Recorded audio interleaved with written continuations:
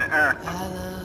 Praise God that created the light and the darkness. Bible says that He said the light will be, and the light has come in the form of the Word.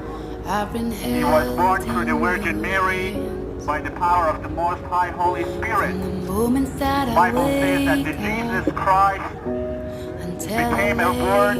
He dwelled among all the humanity. Bible says in Him there is a life, and the life was the light of the man.